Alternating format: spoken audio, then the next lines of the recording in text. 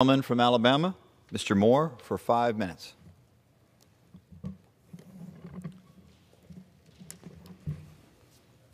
Thank you, Mr. Speaker. I've been here probably about 16 months now, and I'm really getting tired of being right on so many issues. And I think, in general, just the things we talk about, from sort of the right of the political perspective. But, we warned that if we spent trillions and trillions of dollars, on COVID, that we would see inflation. And as a result, that now the American people are feeling that pain. And, we warned that if we shut down the Keystone Pipeline and then we had to beg OPEC to increase production, we would see an increase in prices. And we continue to see that impact the American families. But today, I'm here to yield another warning, and I hope I'm wrong on this. I really do. I had an opportunity to go down to the border, and I've been down a couple of times. And, one of the things that I found was very interesting is that people coming to this country are having to deal with the drug cartel. We no longer have operational control of the southern border, no matter what Secretary Mayorkas says. We don't have control of the southern border. And what's happening is now we have people coming to this country, and they have a couple of different options. And depending on where they're coming from, if you're coming from Mexico just south of the border, you can pay the drug cartel approximately $4,000 to $5,000. Those prices, I think, are changing gradually. But if you want to come from the Triangle Nations a little further south, it'll cost you about $8,000 to come to America. Syria, the last price I heard was $20,000. And this week we had a sheriff's department in Texas on a random traffic stop, had two Chinese people who they arrested and detained who had paid $80,000 each to come to our country. But what do the people do that don't have the money to come to our country? What do they do? What is the policies of Biden's southern border? What do they do? They have a couple of options. One option is they can become drug mules. If you want to pay passage to the drug cartel, you have an option. You can backpack heroin, fentanyl, or cocaine across the U.S. southern border to pay your passage to the Mexican drug cartel.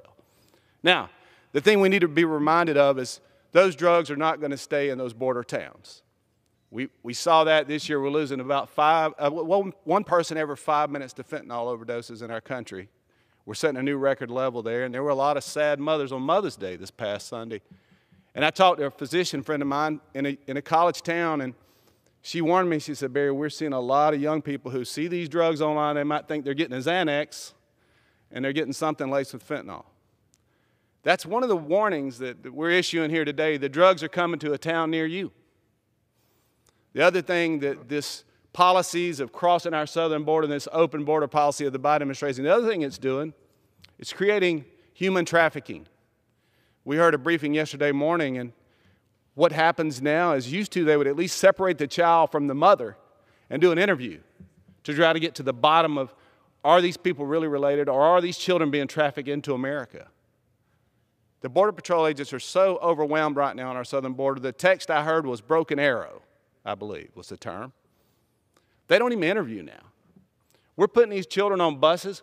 We don't know what cities we're sending them to. I remember asking an admiral at Fort Bliss, I said, "Sir, what are we doing with these children? Where are they going?" And he said, "Well, we're shipping them to addresses." And my question was, why don't we send them back to where they came from? Now, these are kids who 14 to 17 years of age. And his response to me was, well, they don't really have an address where they came from. But you're telling me they lived there most of their life, but we're going to send them to a Google address in America? We are creating a crisis in this nation, and I hope I'm wrong, but I'm afraid I'm not. The drugs are coming to your community as the left wants to defund police.